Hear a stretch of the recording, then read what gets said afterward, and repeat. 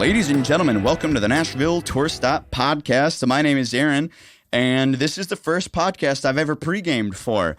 We've got across the table from me today, longtime friend of mine, first-time guest of the show. Welcome, Mr. Kent Dean, everybody. Thank you so much. Kent, welcome to the show, buddy. How the hell are you?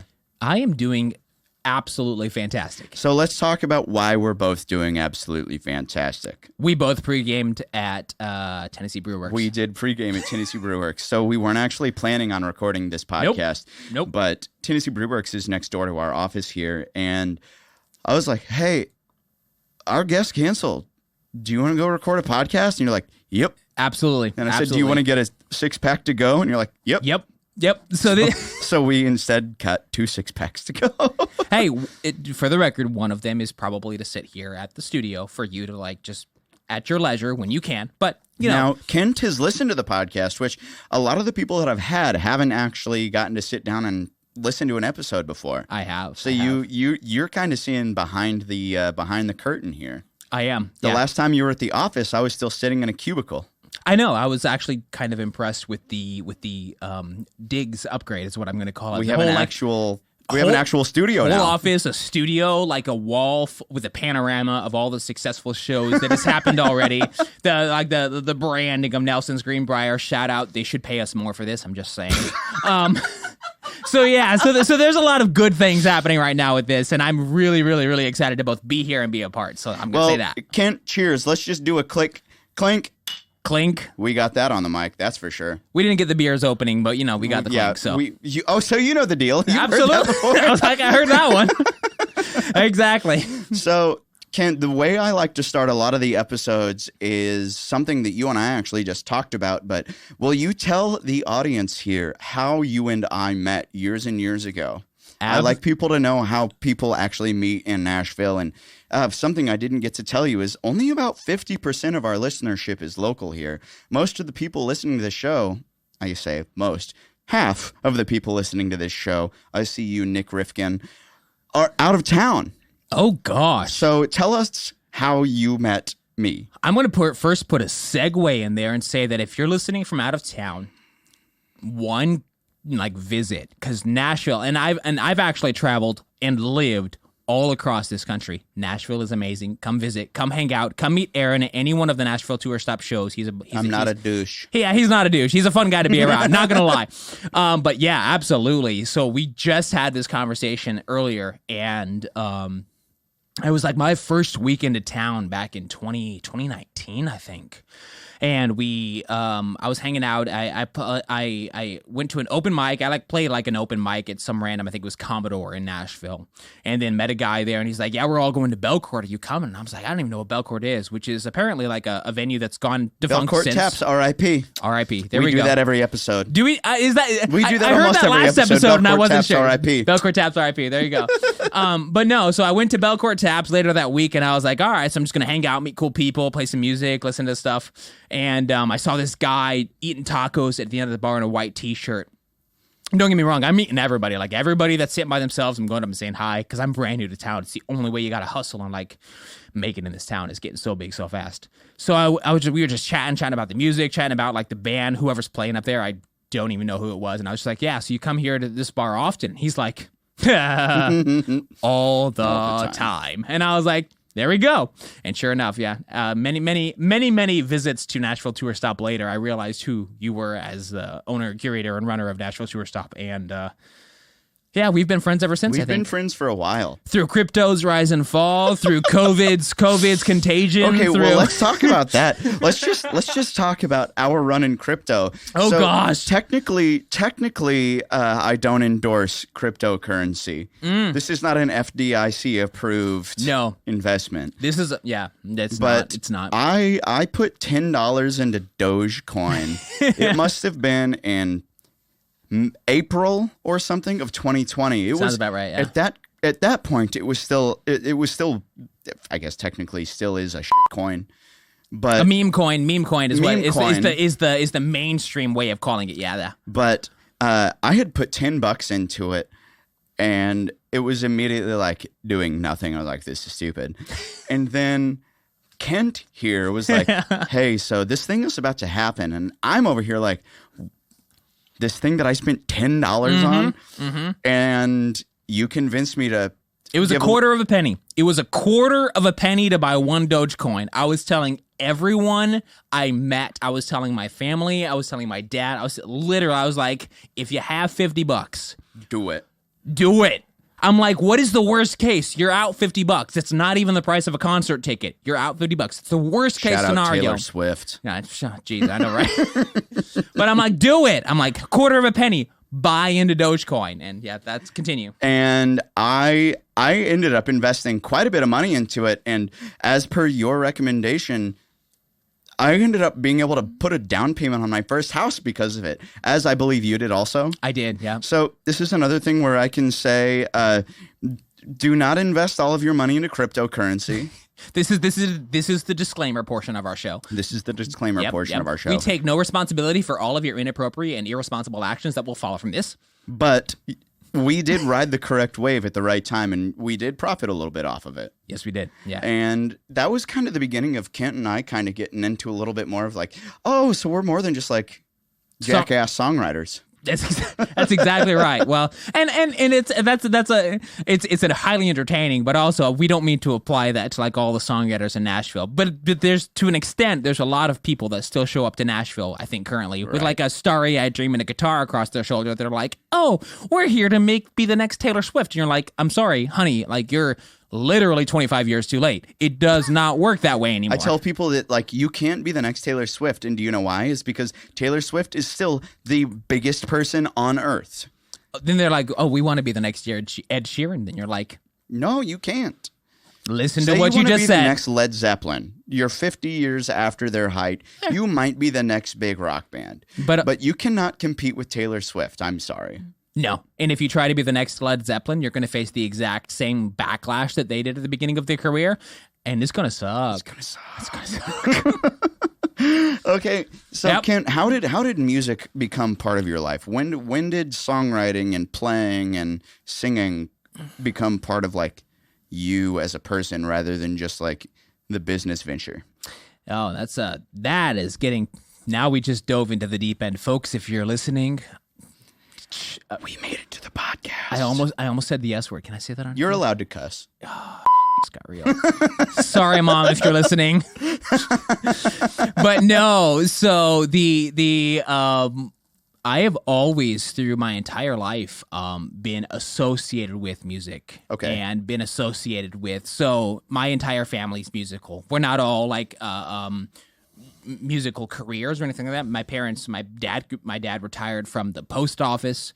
He was a pastor for 10 years. Hey, I was a pastor kid too. I know, right? Cheers to that. Cheers to that. I think both of our parents would like roll over. They would disapprove of our actions now. Yeah, of the beer. Sorry, Dad. Sorry, Dad. No, my dad wouldn't. He's not like anti-drinking. He's never had a drop in his life. So, you know. I respect it, but I also like do enjoy the libation every once in a while. But life can be pretty great if you have a beer sometimes. Hey, it can be really fun. But yeah, so all of my family and I believe you know this, but I'm just gonna say it. I have 8 brothers and 2 sisters. I do know that. Yeah, so you have a big family. Massive family, 11 kids, and all of us are musically inclined. So Which is impressive. All of the entire family, like either was playing, right? We would go places and people are like, so where's the camera crew? We're like, wrong family. We don't have that. We have the 15-passenger van. We're all homeschooled. Like we're all jumping out and filing out and single, like, but wrong family still nonetheless.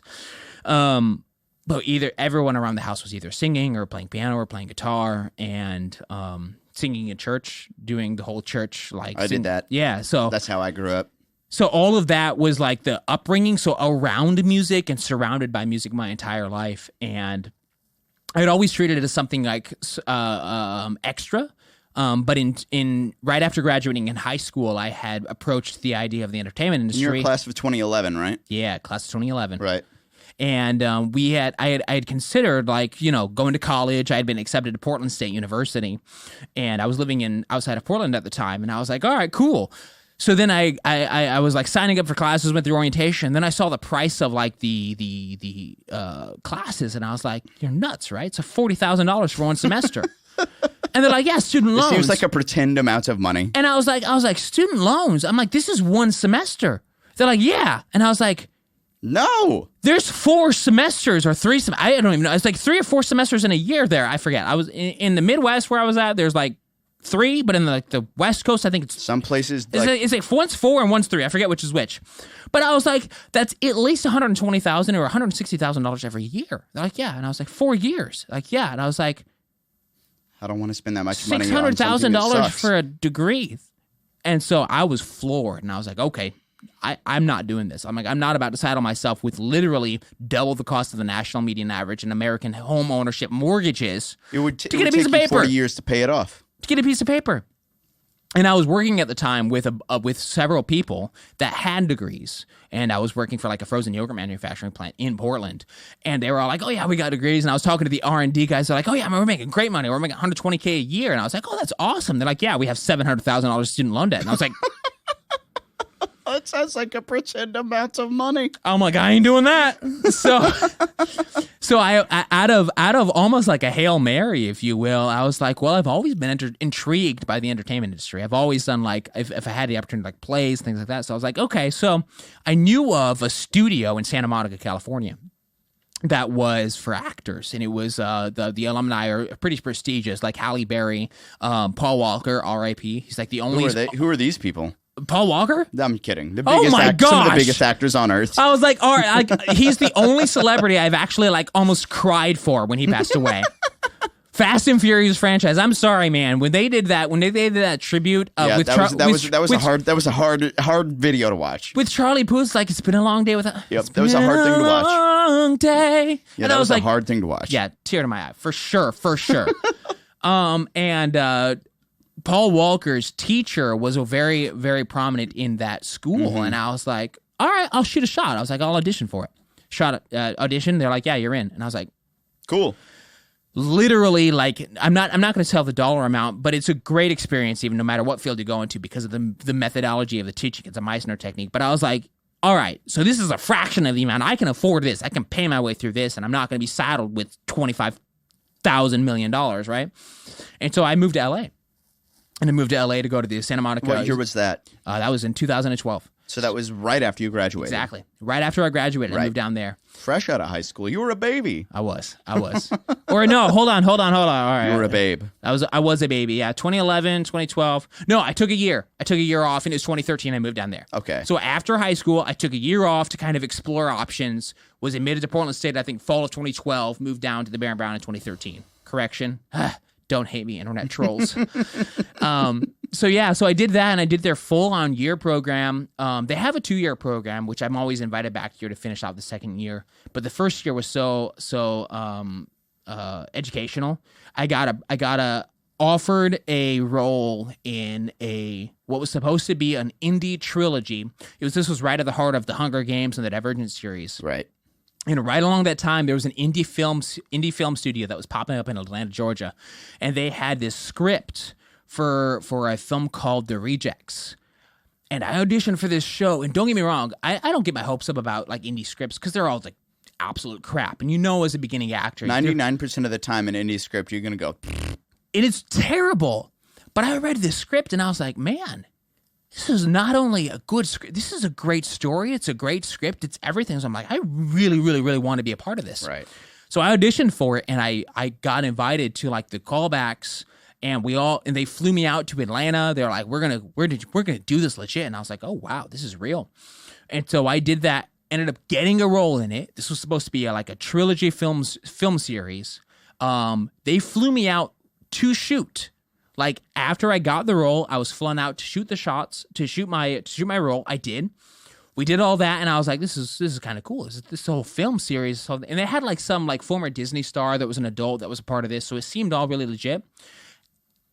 6 months after the fact, the entire thing imploded. Wow, it was unbelievable. Like the entire thing just crumpled. It was just gone out of nowhere. Just literally nothing left. That's how fast it can come and go in this industry. It was unreal, especially That's why it's hard to get into entertainment. You really So never know hard. what's going to happen because stuff does happen that fast. Absolutely. And then it also goes away that fast. I have a second story with how it comes and goes that fast. Mm-hmm. So after that, I moved to Minneapolis. A couple of moves in between, but I ended up in Minneapolis, Minnesota, and I was working, doing some like side projects. I booked a couple of indie films, did those. They're available on Amazon. Don't look at them; they're actually terrible. But they are available on it. I don't know why I said that. Then people are going to be like, "Oh, who is this guy?" I'll be like, "Oh, they're going to be like, oh, he sucks. He sucks." But I did them, and then I got contacted out of the blue. This was in 2018, I think, 2018, and out of the blue by a Nashville-based talent agency. And the talent scout forum's still in town. We still follow each other on Instagram. But they contacted me and they're like, "Hey, we're interested in representing you." And I was like, "Okay." I was like, "Well, let's have a conversation." So we chatted about it. I met with them.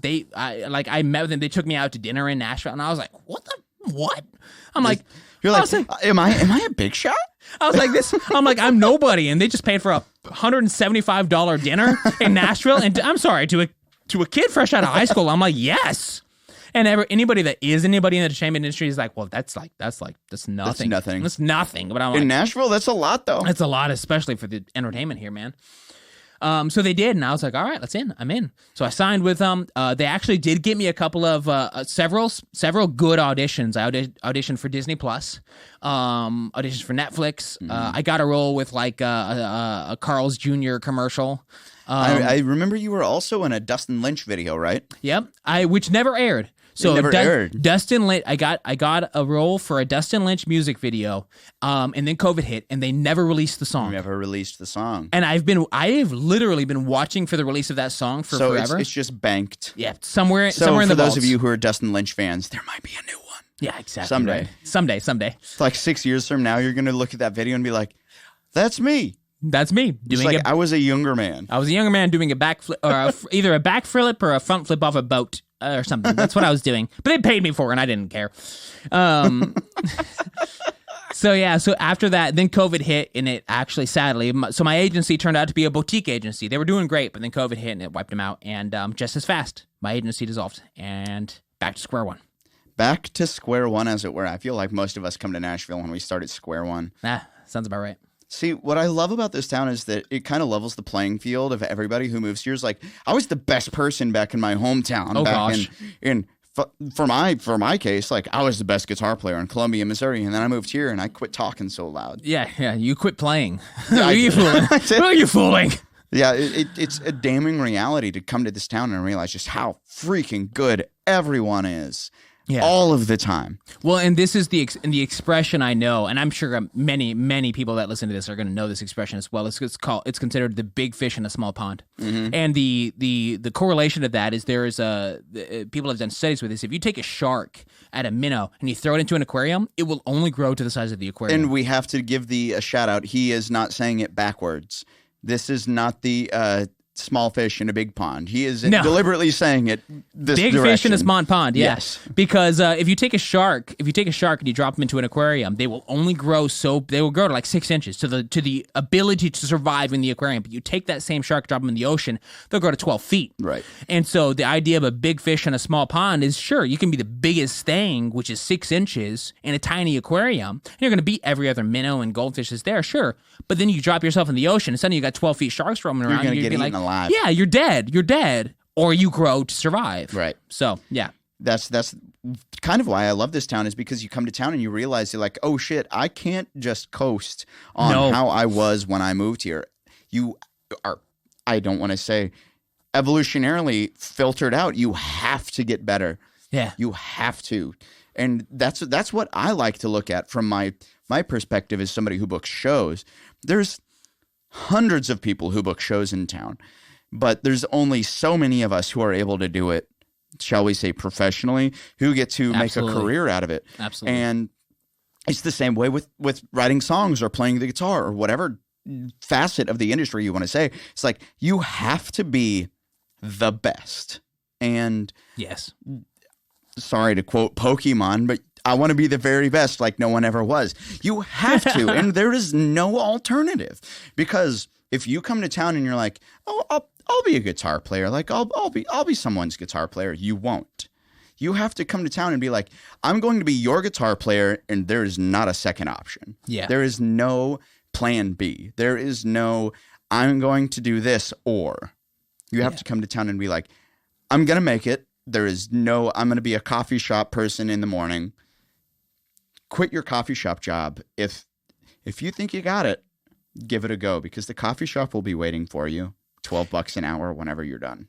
And that lends itself to a lot of just a lot of really, really, really well thought through processes and thought processes from some really even well-renowned thinkers. I think Simon Sinek has said something very similar to what you just said. And or Alan Watts. Alan Watts is like my go-to, like the dude is like a genius, but he's like in the 20s and 30s, and I'm going to paraphrase everything they've kind of the multi-generational wisdom that they've passed down. But the idea of the 20s and 30s, if you don't know what you want to do, it's like, it's just no problem with that. It's not an issue. It's not bad to not be focused yet. No, but like in your 20s, if you graduate from college and you're 22 and you want to go do something, go do it. Why not? I mean, what do you have to lose? I mean, truly, what do you have to lose? But by the same token, if you're I'm not going to try to ascribe this to someone, but it's not my own quote. It says, "If a man does not know to what port he is sailing, there is no wind that is favorable." Right. And that is just an age-old. It's a proverb basically, but it's just like, if you don't know where you want to go, you're gonna have the fastest ship on the sea, and you're gonna have the greatest headwind or the greatest tailwind to drive you there. You'll never go anywhere. But you don't know where you want to go, so you've got an anchor to the bottom of the ocean, being like, "All right, cool. We're gonna sit here and we're just gonna chill and watch everyone." So that's where I think you're right. Like if you want to go do it, I mean, truly go do it. And because the day job in your hometown will always be there. Absolutely. It will always be there. And I really kind of hate saying that, because I have had to be the person who has told my friends, don't quit your day job. I have had to be the person to give the sad reality of like, your health insurance is pretty great right now. Do not give that up just because like you want to make it. I've had to be the person to say to some of my friends sometimes, like, it's not going to happen. Yeah. Because the reality is that, and it's a kind of a self-awareness thing, I think. Sure. Yeah. You have to see these people who are just, it's not sometimes I've learned how to do X. It is this God-given ability that you just, it is in you. The X factor. It is exactly like. It's either there or it's not, man. It's either there or it's not. There's a songwriter named Ryan Larkins, who you're familiar with, who is one of these people. Shout out Ryan. Shout out Ryan Larkins. We actually have him scheduled for a podcast. Yes. But he is. Gosh, I cannot say enough nice things about him. He is one of the most humble people I've ever met in my life. Yeah. Anytime you talk to him, he just talks kind of slow, and you hang on every word he says. Sounds like the Daniel Day-Lewis impersonation of Abraham Lincoln Thank you. in the film Lincoln. That's exactly what it sounds like. But feel like there's a severe gravitas just being he just played a Nashville Tour Stop show, and I don't know if you knew this, but his first cut as a songwriter, he got a big pub deal. His first cut was with Dolly Parton. I did not know that. His first cut was with Dolly Parton, and if you're cheers to that and congrats, man. Cheers to Ryan. If you're listening to this podcast and you don't know what the terminology a cut means, it means you wrote a song and an artist is recording it. That's what a cut means. But his first song that an artist cut was with Dolly Parton. Then, if you don't know who Dolly Parton is, go home. Turn this podcast off. No, don't do that. We don't want to alienate anyone. We're very welcoming here, but also you should probably like that shadow that's called a rock. Like just really push it off and like explore the world. But you have heard Dolly's music before. Yeah, everyone's heard Jolene. Come on, who has not heard Jolene? I Will Always Love You. One of the greatest songwriters of all time. What's funny is I thought I Will Always Love You was a Whitney Houston original. It's not. It's not. Did you know the story that Dolly wrote I Will Always Love You and Jolene Jolene in the same day. No! She wrote those songs the same day.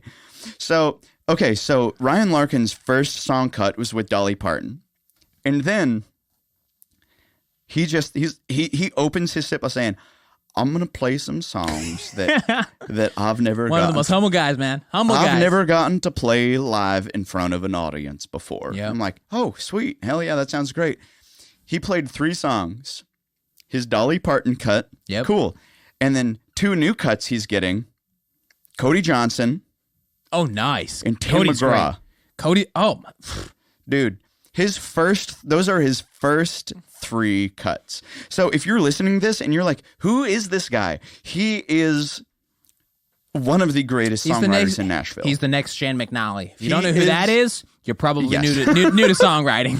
He is one of the greatest songwriters in Nashville, and it's not just me being a fan of his. He is objectively one of the greatest songwriters. Exactly, and Shane McNally, I don't mean to just throw shit at you, so if you're by some miracle listening to this... Yes, Shane, if you're listening, shout out. We'd love to have you on. Yes! We better make him laugh with that exchange. Yeah. Otherwise, we're both toast in Nashville. Well, hey, let's take a quick commercial break. We'll come right back with the Nashville Tour Stop podcast.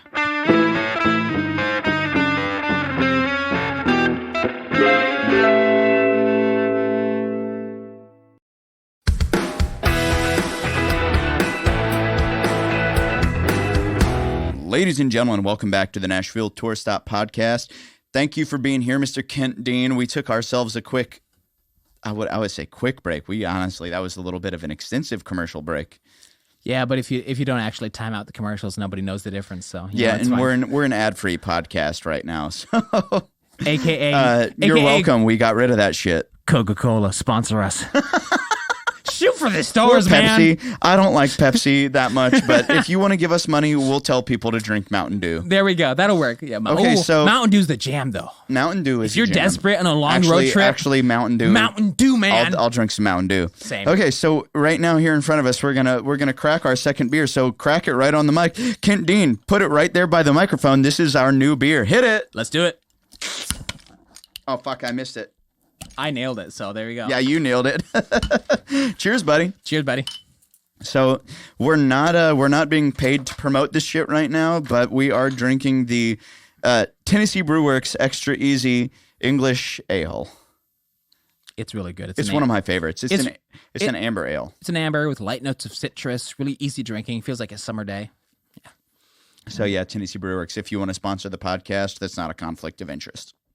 It's not. No, we will welcome it. We will welcome it. So, and I go to not the distillery, the brewery, pretty much almost all the time. So it doesn't matter.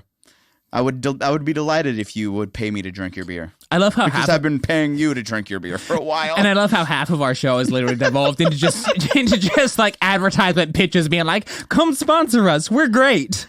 And see, okay, so that's a good segue into what I like to talk about. Is a lot of people talk to me about Tour Stop, and they're like, "Well, how do you get sponsors? How do you get people to advertise on your show?" And sure, I'm sorry, I'm gonna sound like an ass, but the very short answer is that I ask.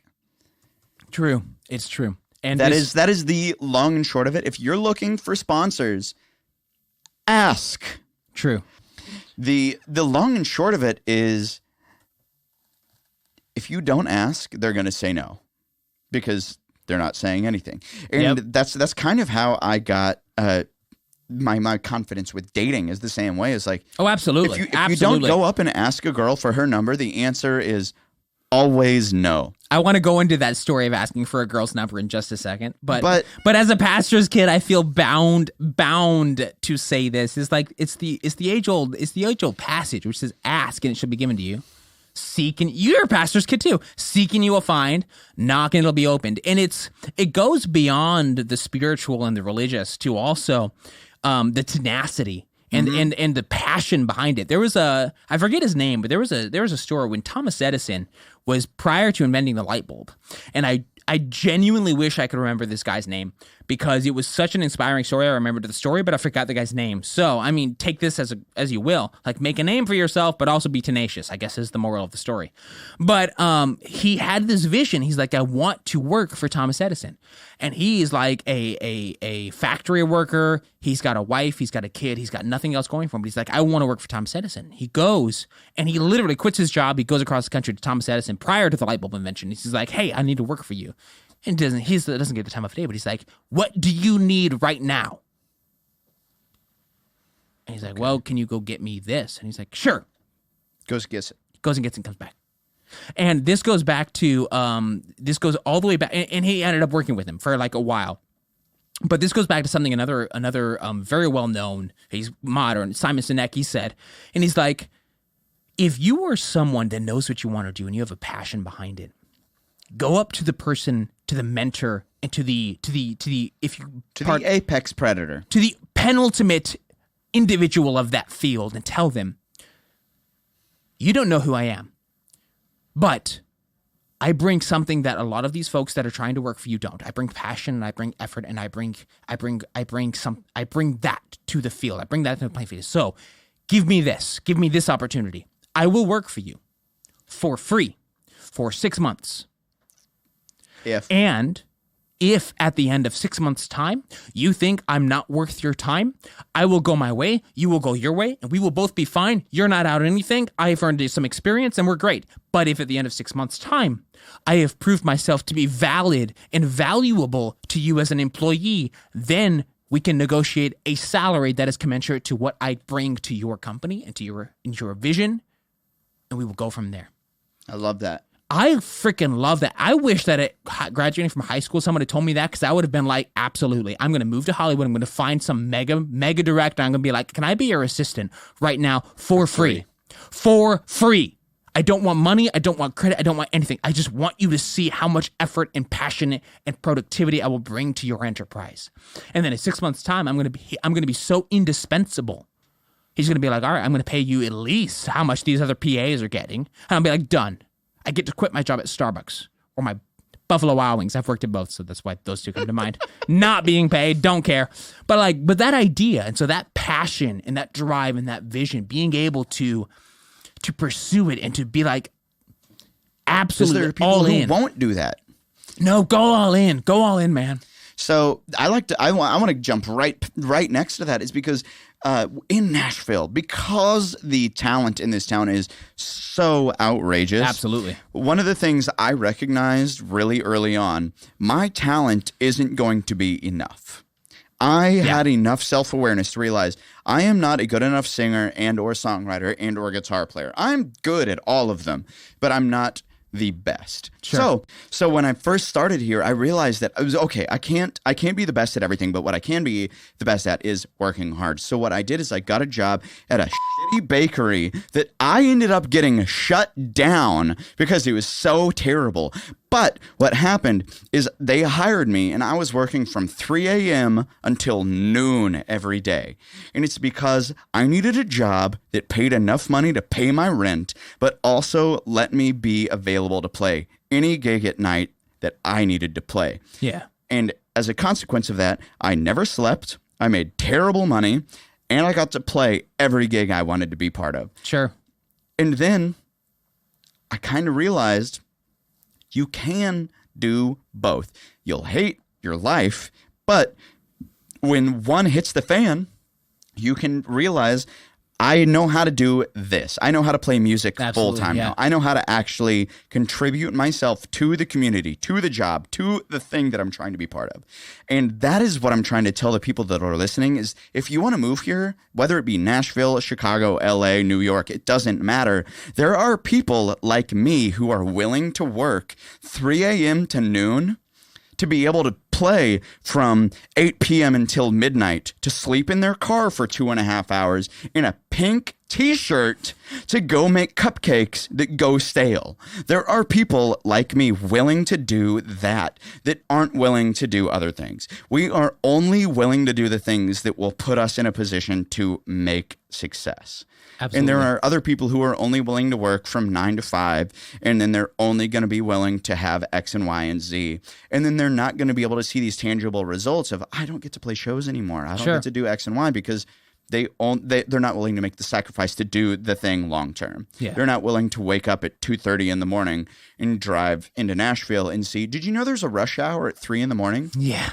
It's a weird rush hour. It's kind of a swervy rush hour. It's getting worse too. It's getting worse. The more the test town grows, it's getting so much worse, man. It's proof. It's like there are people willing to do everything. So if you're not willing to do everything, you won't make it. And that's why I try to tell people, if you want to try to be in this town, buckle up. Well, and while I agree with the sentiment behind and this especially applies to the creative arts. And I was literally just talking to you earlier about this podcast I was listening to with Scott Galloway.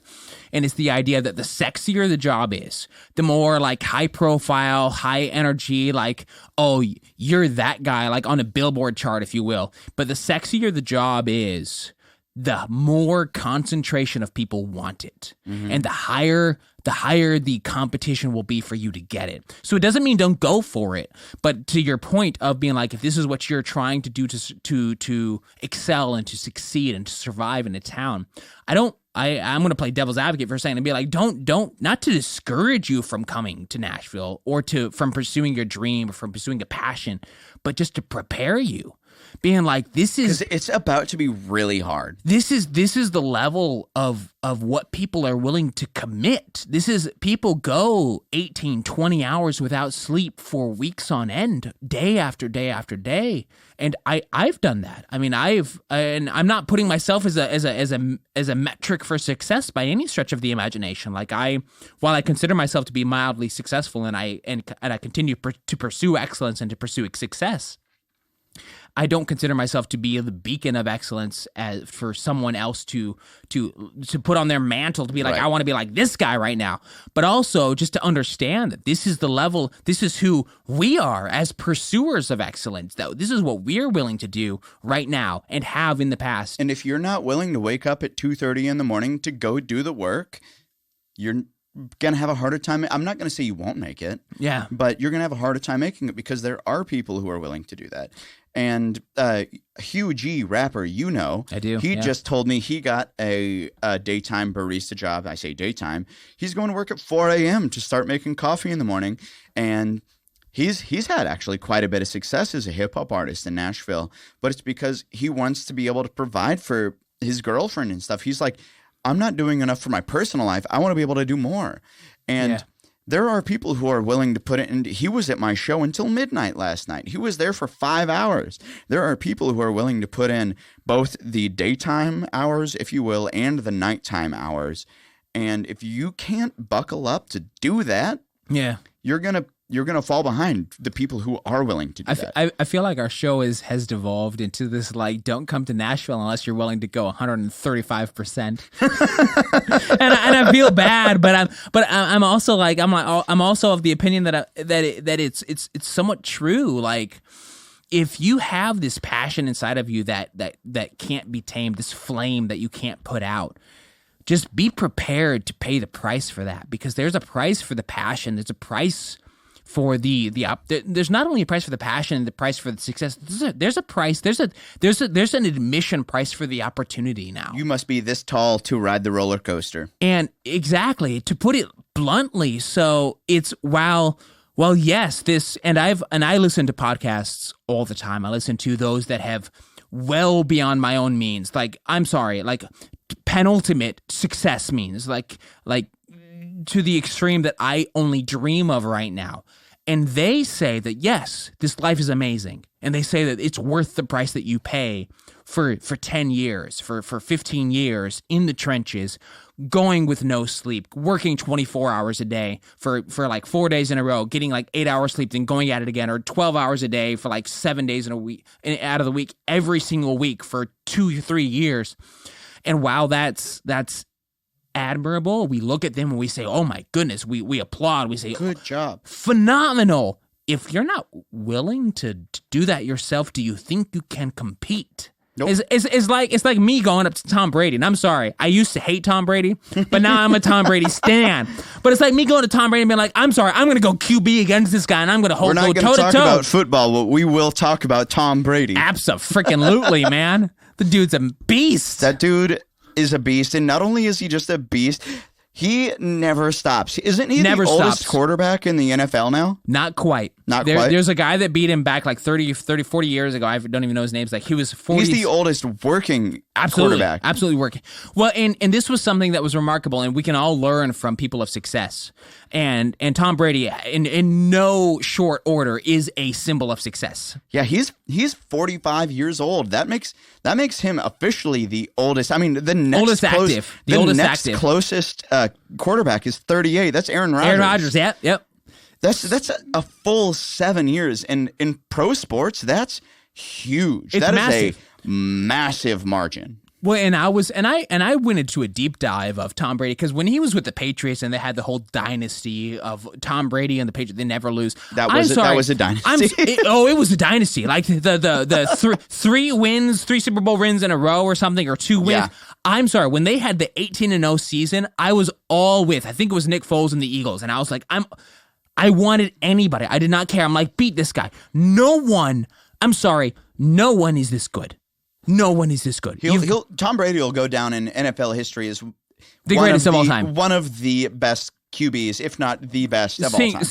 Stands alone on his own with every record to prove it in the entirety of NFL history. Best quarterback the of all time. greatest quarterback of all time.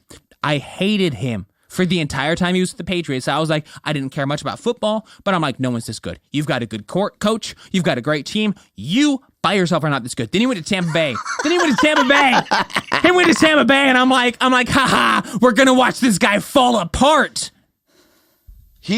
And he won the Super Bowl. You kind of want to see these people fail, and then when they still succeed, you're like, okay, I got you. That's exactly right. He won the Super Bowl, and I'm like, I'm sorry. Till the day he retires for sure and is no longer in the NFL, I will consider him the greatest, and I will root for him to win every single game he plays. Because I'm like, no. It's not like Michael Jordan in the 90s. Not only did I despise the fact that he won all the time, I was gleeful. I was like, you were going to lose now. You are with the worst. You strive for their failure. The Buccaneers are the worst recorded NFL team in the history of the game. They have more losses versus wins than anyone else. Any other team ever. And he went with them in the first season. He wins the Super Bowl. And I'm like, well, you're like, okay, well, it's a direct proof that if you have the good people, you win. Will win. And I was like, all right, so Tom Brady, you are the greatest of all time. It's not a name. It is not the name of a franchise. It's not the stadium. It's literally you. It's literally you. And after that, I was like, all right, I root for you every year now. So last year I was all Tom Brady again, and this year I'm still rooting for him. I'm like, come on, buddy. I feel like he's going to probably retire sometime in the next couple of years. Sure, yeah. Has he announced his formal retirement yet? Because I remember seeing it was sadly before, he just got before divorced this season. There was a lot of hearsay that he was going to retire. He did. Technically. For 45 days, 48 days, something like that. He was retired. Yeah. And then someone offered him millions and millions of dollars. He was like, okay. Then he got divorced and it got really sad. Honestly, if somebody offered me $1 million something to go play for the 49ers, I'd go. I know, right? Yeah. Somehow we're on to football. So, man, this is actually the most sports talk we've ever had on the Nashville Tour Stop podcast. But it's appropriate though because it's a pursuit of excellence. It is a pursuit of excellence. And both what you do as a promoter and as a concert promoter for musicians and as a venue that hosts opportunities for musicians and as someone that also holds business standards and musicianship to the highest standards. And as myself, an entrepreneur and a songwriter and someone that pursues excellence and success in every aspect, we look at people that have succeeded in every field, whether that is sports. And you want to know why. Yeah, exactly. Whether that's sports or business or music, all of the above. It's understanding like what is it that drives you? How are you the way you are? Why are you how are you this good? And a lot of times it's not specifically business practice. No. Sometimes it is very specifically personality and interpersonal relation dynamic. True. A lot of it is how you are able to speak with people. That's absolutely right. It is how you are able to interact with another person. Because I've known people who are plenty talented that can't find success because, I'll be frank with you, they're on stage and you don't want to be around them. If you think this is your problem, watch the show The Talented Mr. Ripley. Yes, that is a great show. Watch that film with Matt Damon and understand that what he does, I'm not condoning what he does, but understand the ability and the doors that it opens to just be able to converse with people, to talk to them in a language they understand, and to not come across like, A, you're better than them, B, you're a freaking douchebag that has daddy's money that's just going to lord it over everyone, and then C, you just understand that there is a certain level of in a certain opportunity zone that opens up when you have that, but you can take advantage of it, but don't lord it over them, or else they will hate you and they'll shut you out. It'll backfire eventually. Absolutely. It'll backfire eventually. Let's see. How's your beer doing? I don't want to rush you, but I feel like we're due for another. Let's do another. So we've got another beer here. Hit it. Hit it. Clink clank. Indeed. Hit it. That was the most like that was on point. Clink. And yeah, we kind of crushed it. We did.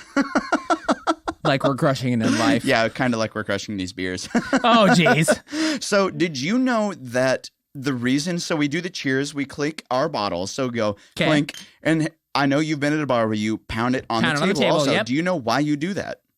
I do not. I just learned. I knew the social program, so I always clinked and pounded and drank, but I don't know why. I just learned what that actually means. What? So oh my goodness, what? You do clink to us. Yes. And then you do clink to the bar. No. You cheers it to the table because it is cheers to the bar. Oh, I'm never going to clink this again at bars. That suck. I'm going to clink to each other, and I'm never going to pound it to the bar. It is cheers to us, cheers to the establishment, and drink to that. That's amazing. That's amazing. No, I will definitely. I'm going to use this now and very consciously be like, I will clink to you, but I will not pound it to this bar because I'm giving this money to them begrudgingly because they suck. Okay, so there's a few bars I can think of. One of the things I do like to ask people is, people especially who don't live in Nashville. Sure. We do have people listening who come here. They listen to the podcast. They come to the shows. They want to kind of get a flavor of what Nashville's actually like. Okay. Where are places in town that you like to go to? So before we get into the rabbit hole, let's just talk about what are some of the bars that you like to go to, bars, restaurants, places that have live music. Uh-huh. Where are the places that you actually like to go? That's a great question. I will do one of my go-tos, literally go-tos every time I'm in town is Live Oak on Demumbrian. And my buddy Hasten runs it. Demumbrian is a street in Midtown Nashville. Correct. Just in case. I forget. Like, when I first got to town, I called it Demon Brew. Demon Brew. I got out of a ticket because I called it Demon Brew. Demon Brew. Oh my goodness. And I'm like, how the frick do you pronounce? And I'm like, it's spelled DEMONBREUN. Yes. If you've ever been to town, you've been like Demon Brew and people look at you funny. Yeah. We've all been there. It just means you haven't been to town long enough to pronounce it the way it's supposed to be, which is Demumbrian. So I was driving on Demumbrian and I had lived here for about 2 years. But the best part is that I had just gotten my first official Nashville driver's license. Oh, nice. My Nashville, Tennessee, not my Antioch, Tennessee. Yep. I got my Nashville, Tennessee driver's license, and I was driving to, actually, funnily enough, Live Oak. Yes. And shout out, Hasten. Shout out. But when I was driving there, it used to be called Frisky Frogs. Yep. So this was quite a while ago. 2018, I think, was Frisky Frogs. That was 2018. Yep. So I was driving to Frisky Frogs at the time. And I was driving on 8th Avenue and Demumbrian, and I was turning up to go to Frisky Frogs. I had a gig, and a police officer pulled me over. Yep. I pull into a parking lot, and he goes, "Excuse me, sir, do you know why I pulled you over?" And I said, "No, I do not." And he goes, "Well, you ran that red light back there." And I responded, "No, I didn't." And he comes back with, "Well, you cut that lady off." Oh, gosh. And I responded with, being an asshole is not against the law. And he goes, well, yes. I don't know this story, so I'm waiting for you to finish. And I'm sitting there in my car. This police officer clearly had like a ticket quota he's trying to meet. And he's like, well, yes, cutting that lady off is not a crime. Yeah. And I'm like, okay, so now what do we do? So I'm sitting here like uncomfortably waiting for you to like not make a fool out of yourself because you're obviously an enforcement of the law, but also you know you're wrong. So please, how do we get out of this amicably where I don't get a ticket? I look at him square in the eye and say, so what do we do now? I didn't break a law, and you know I didn't break a law. And he goes, well, where are you going? And I was like, I'm going to this place on Demon Brune. He goes, you're new in town, ain't you? I was like, yeah, I just moved here. Wink, wink. I had lived here for 2 years or something. And he goes, oh, man, do you know how to use that app, Google Maps? I was like, no, what's that? And he tells me, he's like, oh, so you just type in the place you want to go, and it tells you how to get there. I'm like, wow. Oh, gosh. Oh, gosh. He's like, I'm going to this place called Frisky Frogs. He goes, man, that's right up the street. You drive safe. You park up there. You drive safe. And I'm like, thank you, officer. I'll drive safe. This guy sounds like he's 89 years old. But it's the only time I've ever kind of come back to a law enforcement officer and be like, I didn't break the law. I didn't do that. I didn't do that. You know I didn't break the law, but you were kind of hoping I'd confess to something. Yep. But by golly, I got out of a ticket. With Demon Brune. Yeah. The truth is, yeah, if you come to town and you want to try to get out of a ticket, you got one. Yeah. You call it Demon Brune. Say it, Demon Brune. Demon Brune. Yeah. So Live Oak is a place you like to hang out. Tell us why. There's good shows there. I know the deal, but tell us why you like to hang out there. Absolutely. Yeah, no. Yeah, no. That's a West Coast phrase. When you say like, yeah, no. Meaning yeah, no. Yeah, no, meaning yeah. It's a West Coast. It's like 3 words all put together. It's freaking annoying, man. I thought I got rid of it when I moved out here. I really did. Yeah, that'll never go away. Yeah, it's sad. It's sad. Yeah, no. Yeah, no. Yeah, no. But I mean, yeah, right? Or no, yeah, no. We won't go down that route. Please, no. No, yeah, no. Yeah, no, yeah, but no. Yeah, no. Oh my goodness, the number of places I've lived that has so many dumb colloquialisms that are just like yeah, no, yeah, or no, yeah, no, or no, yeah, or yeah, no, but like no. And no. Each one of those things means something different. Oh no, yeah, please no, stop, yeah. please stop. But no, yeah, no. Get the fuck out of here. I couldn't resist. So, Live Oak is one of my all-time favorite. They have one of the best sound stages in Nashville for live music. I've played there multiple times. As have I. From the stage, from the performer's perspective, it's one of the only stages in town where you were actually able to hear yourself play. It's not only that, which is so true, but from the audience perspective, it's genuinely enjoyable. It feels like you're at concert quality sound. And because they didn't skimp on putting in good stuff. No, of course, no, absolutely not. The guy that owns it, he's a buddy of mine. Name is Hasten, and he told me, he's like, when they were opening, they wanted it to be one of those venues that when people came in, they felt like they were at a show. And you are at a show. It doesn't matter who's playing upstage. Like, and there's a lot of venues that will skimp. Oh gosh, we could go into a whole digress about those. There's a long list of venues that when you go to it, and see, you guys know as our fans listening, I've talked about how much hearing I've lost over the years. It's not because of going to shitty venues, but it's because of whatever the fuck is going on in my head. But it's nice when I go to these bad venues. I don't have to technically listen. I can take my ears out. And there are very few venues in this town where I will actually, shall we say, tolerate what's happening. And Live Oak is one of those venues that's just good. It is very good. It sounds good every time. It's loud. Don't get me wrong.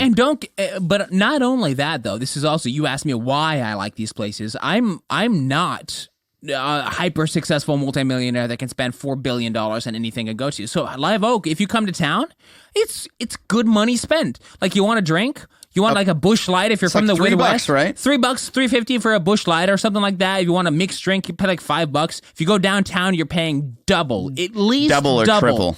At least double. A Bud Light on Broadway, the cheapest one is $9. Yeah, whereas you can get it here for like $3.50, I think. Yep. And Busch Lights, Busch Lights, $3. There are few venues in Nashville that don't overcharge, and it's one of the things that you and I haven't ever talked about as businessmen, but it's kind of this Walmart model where if you sell at a lower price, you'll sell more in volume, and you'll make up for the lower price because you're selling more. Absolutely. And that's what a lot of these bars don't realize. And Broadway, I will honestly say, is probably immune to that bubble. It is immune, yeah. But there are a lot of places where it's the hottest tourist spot in the country. Exactly. We have to sell food and drink for really expensive because this is the margin that we have to meet. But what they don't realize is that you're pricing out the people that want to come to your bar. Yeah. You're pricing out the people that want to come to your shows. And that's another thing that we can talk about from our perspective, both as independent musicians. Sure. If you have any control of the ticket price, you're going to price out people who would be there, who would spend, let's say, $10 on a ticket, and then would also sit and hang out with you and drink for the entire night. Versus if you charge $20 for a ticket, people are going to look at it and be like, eh.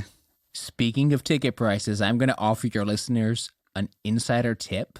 Okay, let's talk about ticket prices. For not only ticket prices, but also for investments. So here's my story. So before we get into it, Kent is a very savvy investor of all kinds, and we're not going to get into it, but he's just he's honestly, you'll probably be retired by the time you're 40, if not sooner. Oh gosh, my stretch goal is to be retired by I'm 32.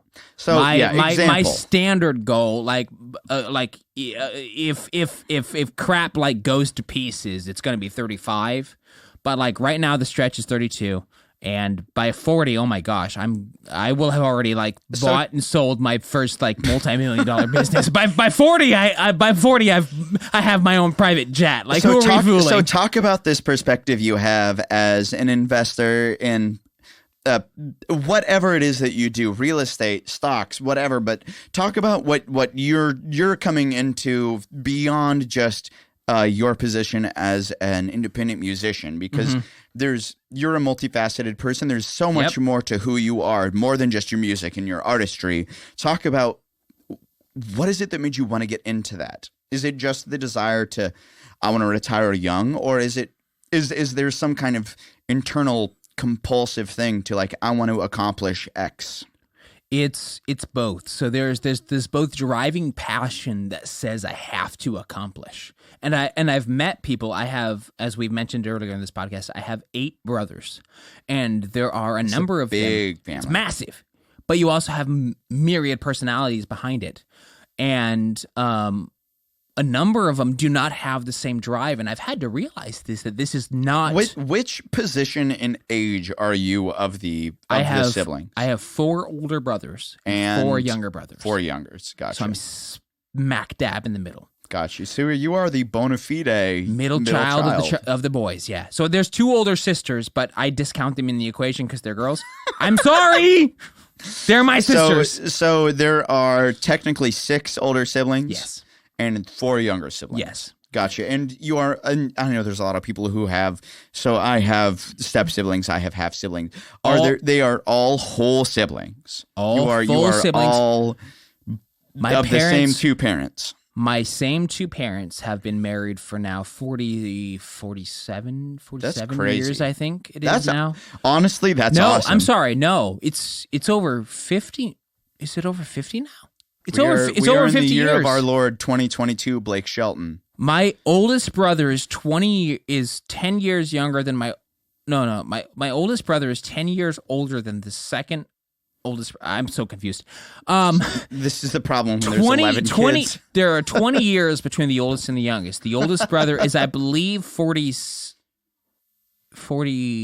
42, which means my oldest, my dad is 62, which means they've been married for 41 years, 43 years, something like that. So that's where it's at. So, but irregardless of the age differences, which is myriad, like it's almost a generational difference between my oldest brother and myself, the personality differences are amazing to me. Like a few of my brothers I've realized this, and I've talked to them. We're all still super close. We all have it. Like my entire family still has a family group chat that annoys me to no end when it goes off. Because if one person messages it, 20 people respond back at 11 o'clock at night. Yeah, I hate that. And I'm like, okay, silenced. We're not doing this. But irregardless of that, I should say, the myriad personalities that go on behind those scenes. Because that's a lot of people that are very different. Absolutely. And I've realized that the passion behind the drive, and I told my brother, there's one specific brother I'm thinking about when I'm talking about this. And we had this discussion back when I was just graduating high school, and I was trying to make a decision between college and going to like acting school. And Beyonce, of all people, had a song that had came out around that time. I think it was in 2012. And it was hold on, let me think of the title. It was called I Was Here. And this song was played. She performed it live. It was like the humanity it was like a global humanity conference or something, whatnot. And it was this song that says, "I want to live. And I remember the lyrics, like without the music. I remember the lyrics. It says, "I want to live. I want to leave my footprints on the sands of time so that everyone will know I was here." Wow.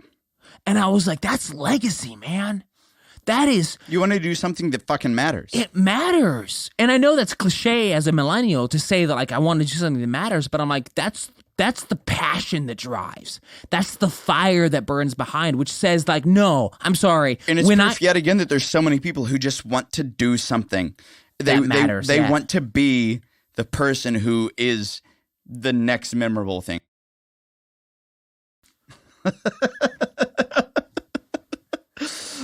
Oh, you just took a full lean back in your chair. Hard laugh. Gosh, I kind of love that, Ken. Yeah, that was funny. I mean, the seg into that was just like it's like it was so impassioned and it was so like gray, and it was like, and then also I've got to take a like. I'm sorry. This is hilarious. So we've talked about a bunch of stuff, and between us fellas here on the talkie. Sure. The talkie? Wow. The talkie. That's a new one. I thought this was a podcast. That's what my grandma would call it. The talkie. Yeah. You need to go home and reacquaint yourself with how that generation thinks. What is this? Where did this compulsion come from? Do you remember like what it was when you started, whether it was music or entrepreneurship or acting? What was it that kind of lit that fire in your belly to realize that small town America wasn't enough? What was the thing that made you compulse for something more? Wow. I know I ask good questions. I'm a good interviewer. That is, you're welcome. That is a good question, man. And this is also something that I while I've addressed it in the past, it's not something that I readily talk about because it also sounds like I'm tooting my own horn. It sounds like it sounds so egotistical and narcissistic to say what I'm about to say. You're in good company because a lot of people have called me both of those things. Yeah, well, you kind of have to be an entrepreneur. But not just that. It sounds like people that hear me talk like this think that I'm so full of myself. They think I'm not. I do not have the audacity to compare myself with how I thought of Tom Brady. Mm-hmm. But I thought of Tom Brady how people think of me. They're like, you are not that good. You are not that talented. You are not that skilled. And you are not that innately gifted. Right. But in answer to your question, every like collegiate advisor, life coach, everyone says, what are you good at? Like, what are you innately gifted at that you can follow through? What are you good at? What are you gifted at? let me finish what I was about to say. Then it'll answer your question. Then it'll answer your question, and it'll also make me sound like an egotistical asshole. So, you're in okay company here. Yeah. So every single collegiate advisor, life coach, and they all say the same thing. They're all like, so as a young adult, 15, 16, you're trying to figure your life out. You're trying to figure out so what are you innately gifted at that you feel like you're drawn to and your passion lies in and you're good at and you have a gift for and you can pursue and you can excel at, and you follow that. And those other things that you like and you don't like or whatnot, but that you're just like, you're not that great at, just let them go. Focus on your passion, man. Well, I had the opposite problem. Everything I ever tried, I excelled at. Okay. Everything. Like, we had these, and I'm going to go like minutia because literally every listener who just heard that is like, oh, this guy's freaking full of himself. We have to give the caveat. It's like, that does sound like something a gigantic douche would say. Absolutely. And I'm like, and you have to give the caveat on the opposite end. Absolutely. So, and I'm not lying to you. Like, I know how I sound when I say that. So I have 8 brothers and 2 sisters. All through my life, we are always competitive on everything. So, everything has probably been competitive since you were born. Absolutely. I mean, we fought over food. There's 11 kids. I did too when I was a kid. But, that's only half a joke. But yes, also. But like foosball. We bought a foosball table at a Christmas family, and I did not stop playing foosball till I beat everyone. Mm-hmm. And I was the reigning champion and did not lose. Like, I would go 9-0 until they beat me. And I was like, no, I will win. I will win. That is how it works. Me and the brother right above me, we had typing competitions for how fast you could type. Ooh. How many words per minute do you type? I think I might have you beat. 110. 115. Really? I type very fast. Holy frickin' smokes. Suck it, Mavis Beacon. What the frick? Okay, if you were not my brother, because my brother hit 90. We might could have to have a typing competition. I am literally amazed because not only did I beat all my brothers, like, I surpass everyone in my professional fields. Like, when I tell them now, when I've laxed and don't type regularly, my average right now is 90 to 95 words a minute. That's my average. Easy, yeah. And that's just me, like, doing my job. Yep. And, but my brother's, like, he's right on my heels at 80, 85. And when I was at 110, he was at 95. I didn't realize people typed slower than that. Until I worked in the professional field, and they're doing it with 2 fingers, and they're like, bonk, click, bonk, click. Bonk, and I'm bonk, like, bonk, bonk. How do you have this job? That is what I did not. So, yes. So, I'm mad impressed. If my ears props, worked, bro. I could be a court stenographer. I can type so fast. Okay, so continue typing fast. Not gonna lie, mad props. So yes, if you had been my brother, I would be typing 130 right now because I always you'd be typing 118 because I always surpassed the best. I always looked for the best, and Let's be honest, that's the only thing I'm good at. Oh gosh, no, you're not. Oh, freaking word, no, that's a lie and a half. So, but in those 2 things, indicative of everything that was in my life, everything that I saw. And when it came to martial arts, I wanted to be the best in martial arts. So I studied Taekwondo, Krav Maga, Jiu-Jitsu, and I do all of those. Linguistics. Do you still currently practice any of those martial arts, or have they been passing studies of yours? They were at their time passing studies. I still do currently, I still maintain my ability in Krav Maga and Taekwondo. Cool. Yes. Linguistics, same thing. I wanted to make sure that I could. It was both a like a bona fide and like a laurel on the chest to be like, I speak more languages than you, but also an ability. Like, I want to be able to converse with people of other cultures. So I studied languages all through high school and college. And I still do the same thing, which is, so if you want to come up to me and say German or Spanish right now, I can probably respond in kind and we can have a conversation. You can have a not, I don't want to say elementary, but you could have a basic, absolutely, basic conversation in a different language. Absolutely, yes. And then I learned enough to be dangerous and myriad other languages, both Greek, Japanese, Korean, French, Russian, And these were just enough to just be dangerous, just to know Just to know a little words, something. just so I could do it. And it was things like that that just drove me to be like, I want to know more about this than anyone I know. And that's something that's all about everything that I've ever done. And so when it comes to the passion that drives, it's a passion to excel. And I had this conversation with siblings. I've had this conversation with siblings, and they're like, Where do you stop? And I'm like, I don't. I really don't. I find the next peak and I climb it. And that's we'll circle back to what we said probably 30 minutes ago. It's like, this is the level of competition, and I don't even want to just say Nashville, but in any competitive field, you Absolutely. have to be prepared for the people who are this. And just kind of stepping adjacent to this linguistics and language conversation, my cousin, who I lived with for a year and a half, 2 years when I first moved to Nashville. Hold on, Kent needs another beer. I got this one. Oh, he has one. We're good. I'm just pulling my koozie, adjusting my koozie on it right now. So, But my we're cousin, when I first moved here, he and I were great friends. We had a wonderful conversation. He was from the moment he and I moved in together, I recognized he was an incredibly intelligent guy. Sure. And one day I came home and he was gone. Everything that was in our apartment was gone. And I texted him and I was like, hey, what happened? Where did you go? He goes, oh, well, I got a job working for American Airlines. And I was like, cool, but why? And turns out my cousin is pentalingual.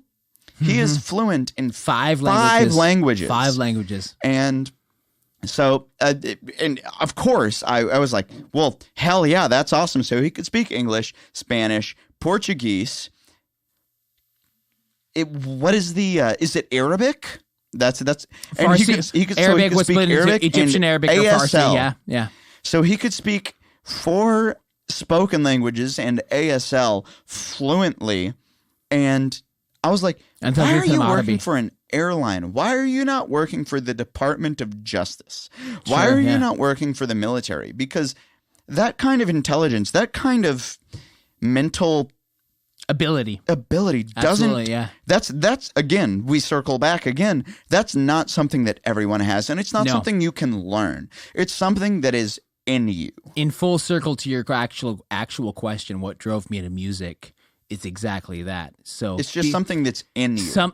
And the ability behind it, my ability to excel, and admittedly, and I will be the first to tell this to anyone, no matter how good you are, no matter how talented you are, no matter how disciplined you are, at any particular field, this is something my dad instilled in me very, very young. There will always be someone better. Always. And this was something that it was so ingrained in my soul, basically, that I knew that no matter if I was the best of the best in any particular field, no matter what sphere I put around it, all you had to do was step outside of that sphere and you would find someone better. And that drove me to normally you would think that would be like a pail of cold water to a fire. Right. But no, I treated that like the gasoline and be like, no. Let me be that guy. I will burn so bright. My sphere will be so broad that no one can douse it. And admittedly, even to this day, I know this, and I'm 29 years old now. But 29 years old, and I still know, no matter how good I am at anything, there will always be someone outside my sphere that is better. But I would know that inside my sphere, I will pursue that to be the best. And to your exact question, what drove me to music? It was that idea and the ability that I felt, that I knew innately that I had to be the best at whatever I chose in any sphere I picked. It almost all felt meaningless. And I was like, okay, so I can choose to not do anything and it won't matter. Or I can choose to be the best in any field and know that outside that sphere, someone else is better, so it won't matter. But also, what kind of legacy are you leaving to everyone inside your sphere? And see, that legacy is something that I think is important to talk about, and especially within, shall we say, our bubble. Absolutely. Our bubble. So today is the day we're recording this is November 17th, 2022. And it was 1:25 p.m. today. I received a novel of a text message. Oh, gosh. It's not from me. I don't type novels and texts. Not from Kent. Kent doesn't text novels. But I received a novel of a text message from a guy that I haven't talked to in, gosh, a year and a half. And the gist of it is he reminded me, I'm going to quote Taylor Swift here shortly. I forgot that you existed. Oh, gosh. Sorry. But he texted. Oh, gosh. To whoever this is, I'm sorry, but be better at life. I'm sorry, but also thank you. Because he texted me this very, very long, heartfelt message about how he remembers when he played the show. And of course, I remember the show that he played. I might be autistic in that way. I remember most of these things. No, that's not autistic. That's called attention to detail. Yeah, it's super ADD, ADHD. As Benedict Cumberbatch would say in Sherlock, it's a highly functioning sociopath, to be specific. But this guy texted me saying that it was like 3 days after he played our show, he was asked to host his own show. And he kind of had this like, oh yeah, sure, I could do that. And this whole novel of a text goes through how he really struggled at the beginning because he didn't realize how hard it is to do. And one of the things he said here is just like, for years of me being the MC, I now realize how difficult it is to pull off a successful show. It amazes me to see what you do and know what you do. And I'm like, I tried. I was very humble in my response, and I said, thank you so much for the kind words. Congratulations on your show's success. But it's proof because he closed his novel by saying, please keep going. If no one ever tells you this, everyone is trying to get on your level. And it was kind of a validation because I feel it might be like a millennial anxiety thing where we all feel like we're not doing anything. Yeah.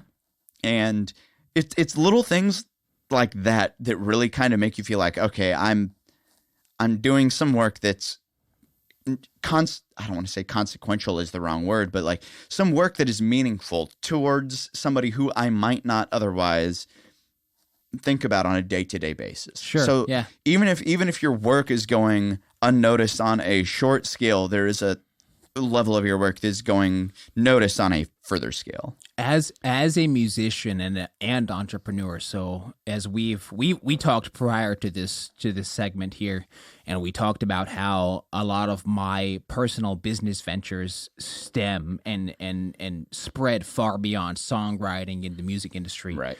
While I am a songwriter and a singer-songwriter, and that will always be part of your life. Absolutely. It'll never not be. Absolutely. But also I have an understanding, and gratefully so, that this industry as a music industry, there is so much more than being on the top of the Billboard 100. I don't know if you know what an evergreen record is. I do not. So tell me and our listeners here what this is. So an evergreen record is, and I do not know the truly definitive definition. Like if you were to call any sort of major record label and ask them what an evergreen record is, they would know. But I know the gist of it. So Bob Dylan has, I believe, 9 evergreen records, and evergreen records are considered quintessential records of all time. Mm-hmm. They're the ones that will continue to sell for all time in perpetuity with no expiration date. It's like Led Zeppelin date. 2, Led Zeppelin 4, or Thriller.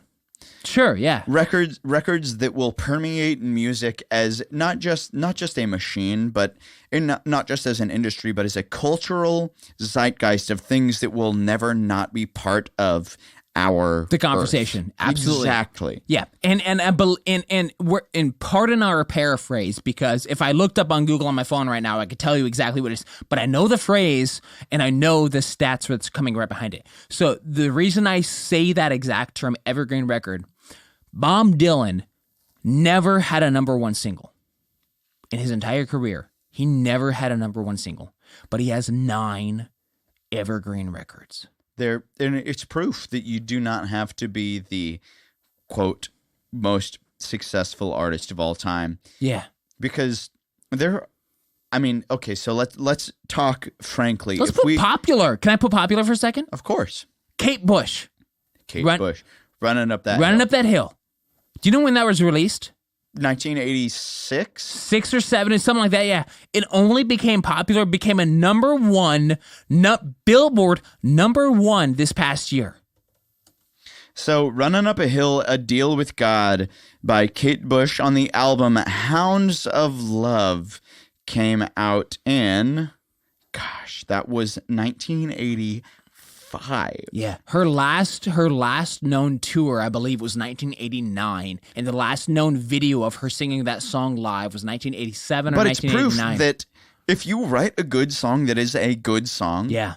And Stranger Things is proof in the pudding. I mean, think of a more saying that a little bit. Think of a more apropos term than Stranger Things have happened. Mm-hmm. I'm sorry, but to tell 1985 or 1987 Kate Hill that her song in 40 years, 35 years would be the number one single.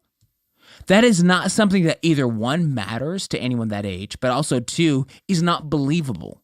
And so to think of something like evergreen songs, which is Bob Dylan's 9 of them, but also never number one singles, but also to think of the fact of legacy, something that matters, something that means something to someone. This is going to be part of a greater cultural zeitgeist after the fact.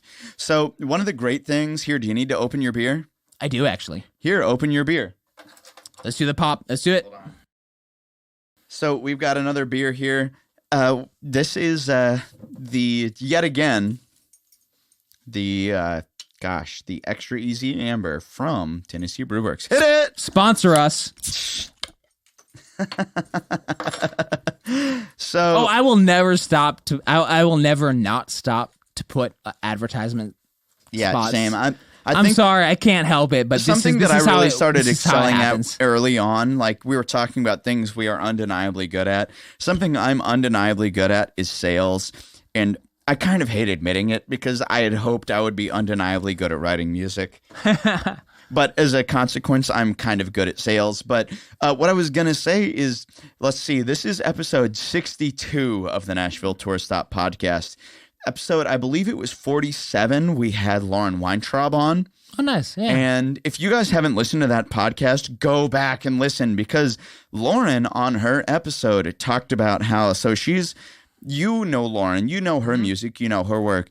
She actually auditioned for the role in Stranger Things to be the short red-haired girl that is the Kate Bush running up the hill girl who gets sucked up. Yeah, so Lauren Weintraub auditioned for Max in Stranger Things, and it's just bonkers that's kind of the world that we're living in, is that our friends are literally doing the things that are part of, I don't even want to say the American cultural experience. No, but this is an though. International cultural experience. Everybody watched Stranger Things. Yeah. And it's just crazy to think that, like, sorry, I've said it before, she's my neighbor. Yeah. My neighbor auditioned for this. Yep. And that's what's cool about what we do here in Nashville, is that, like, our friends are the people who are making it. Our friends are Nashville's next, like, I love that song. You've ever heard this song? You're like, yes. Like, Gail is opening for Taylor Swift at the Nissan Stadium and multiple other dates of her tour. Oh, gosh. Gail played Tour Stop. I have a story about Gail. Okay, well, let's talk about Gail. Tell us your story about Gail. Gail and her mom, Taylor, I'm so sorry. I'm so sorry. Hi, Taylor. You know Gail's real name? Yes. Yes. I'm sorry, listeners. You are getting an uncut version of Nashville right now. So Gail's real name is Taylor. Taylor. Hey. If you can't find it on Wikipedia.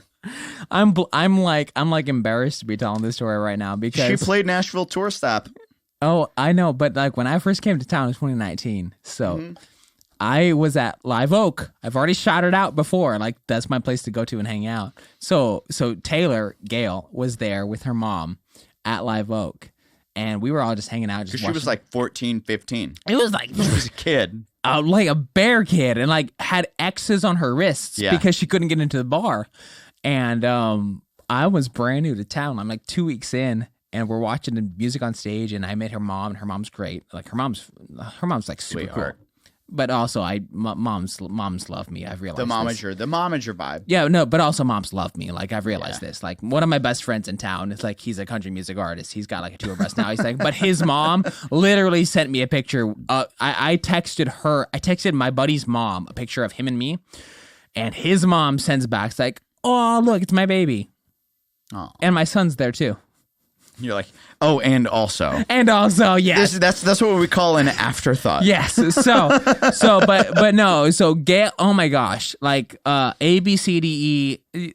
So freaking good, man. Like, and I don't. ABCDEFU.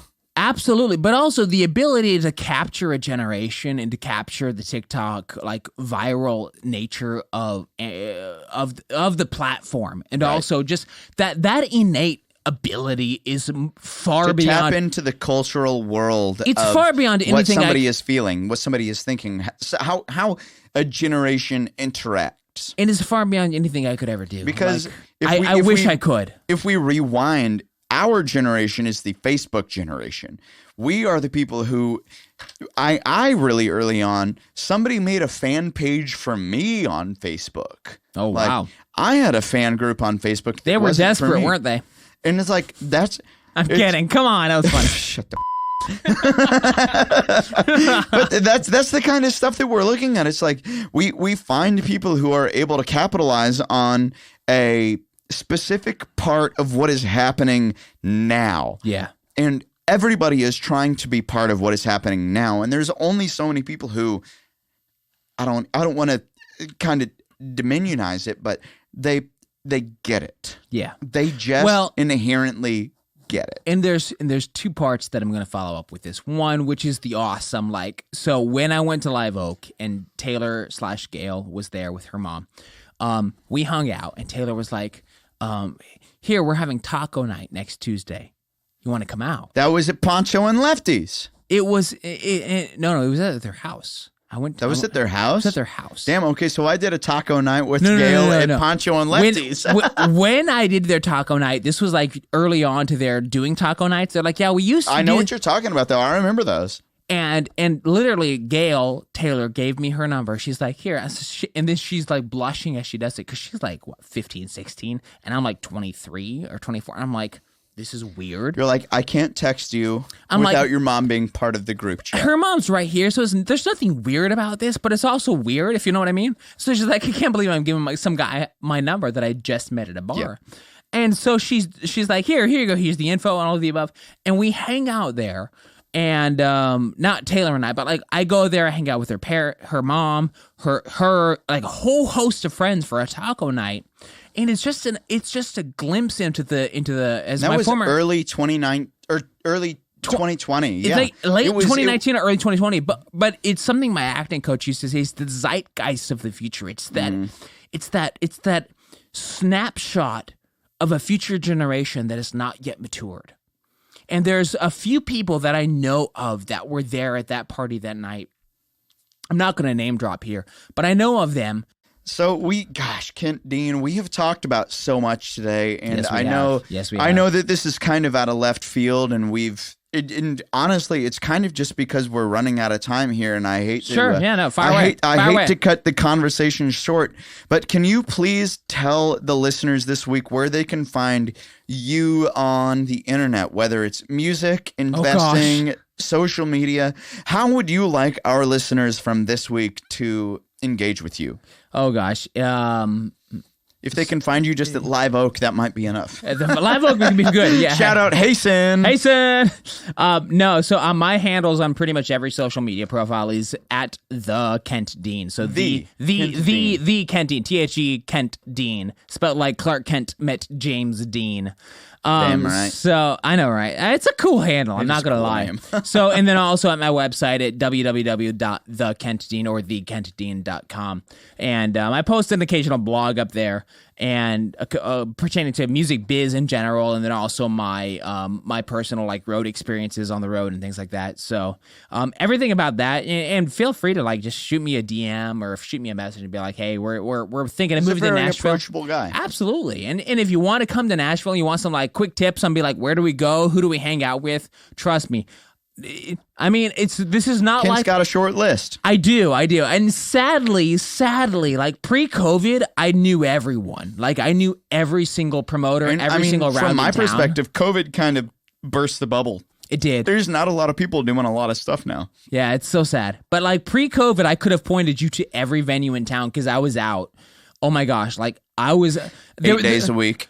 Exactly. Well, one of my good buddies in town, he had this joke with me, and Aaron, I know you know him, but I'm not going to say him on air but also he had this expression every time he would see me he'd be like, Kent, I feel like I see you more often than I see myself. And I was like, this is so appropriate because I am out more often than I'm not. Like if I was like, you don't meet anyone on a couch. It's proof that the most effective thing you can do if you move to this town is just be seen.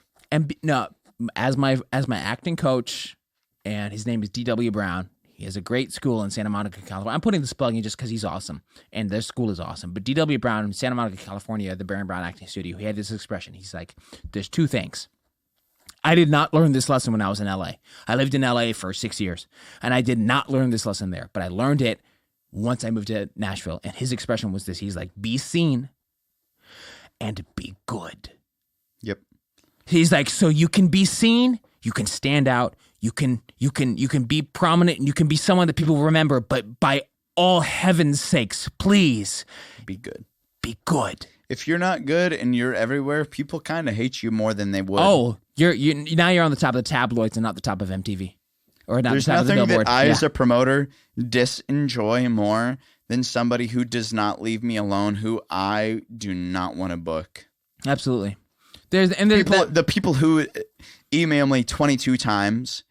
And Aaron, this is something I learned from you. Don't get it. This is something I learned from you. And this is the cliche, like distilled Nashville version of what my coach said in Santa Monica.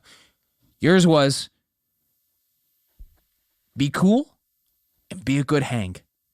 Be a good hang. Be a good hang. And that's Nashville, man. That's Nashville distilled. Like if you can go out and hang out, have a drink or two, or don't drink, but just hang out and be cool.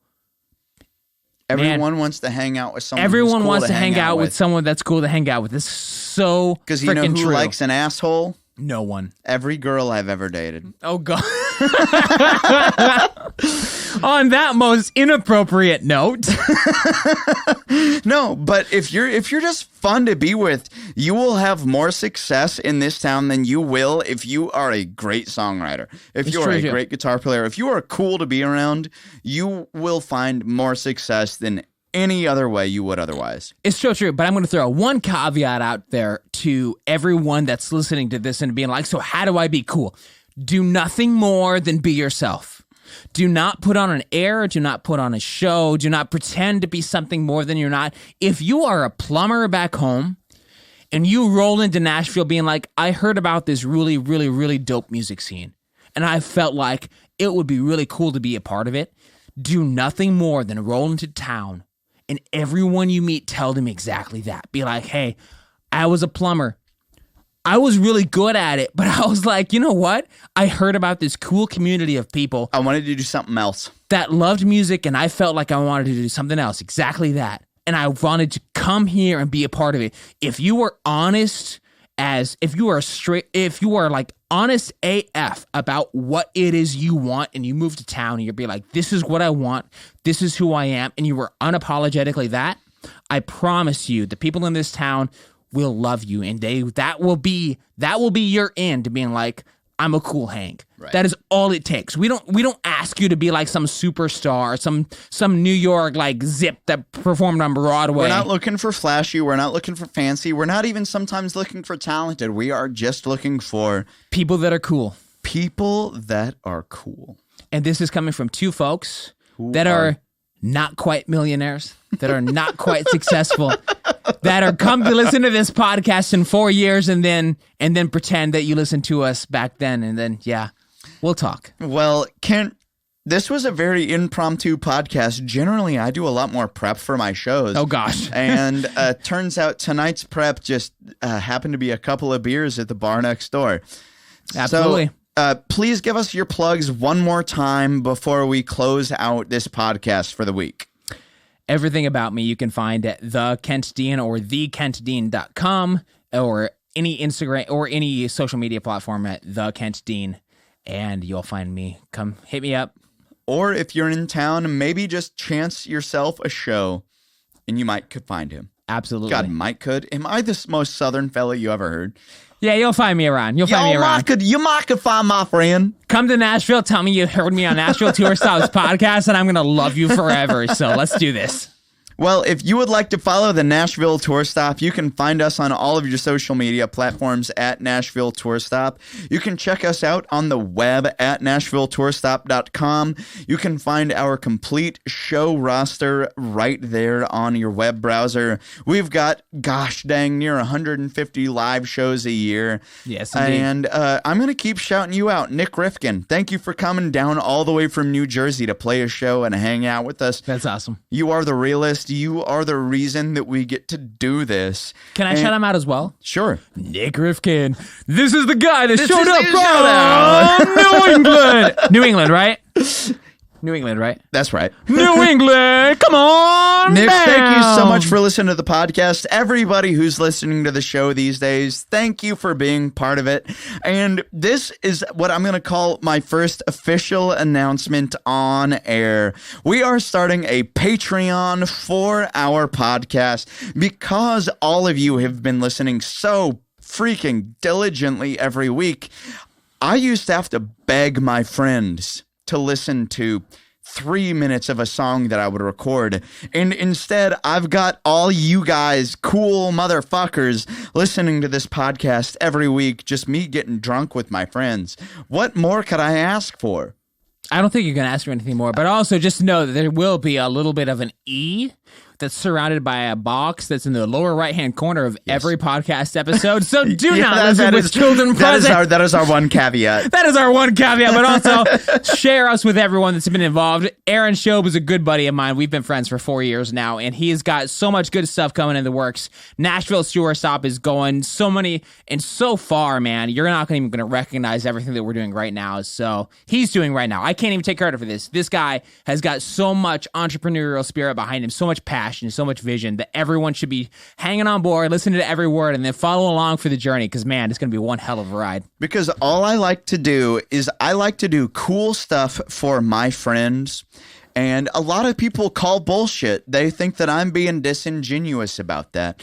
And it's not bullshit. All I want to do is do cool things for the people that I believe in. And I want to take that to the next degree. So even though I can't talk about whatever that is, gosh, how many beers have I had? I don't know, but there's news coming. I'm gonna try to like seg this out of Aaron's hand because he wants to spill info that he cannot spill right now. But also he likes to do cool things with cool people. And if you're a cool person, come to Nashville, hang out, be cool, don't be a and remember, just remember, this is like the number one catchphrase, which is like the best catchphrase and PR campaign. You want to close this out? I want to close it out. Kent Dean, close this out for the night. I'm going to close it out. So just remember that everything you're doing, do it to the best of your ability. Be cool, hang out, have fun, be passionate, but remember that all roads lead right here to the Nashville Tour Stop. Good night.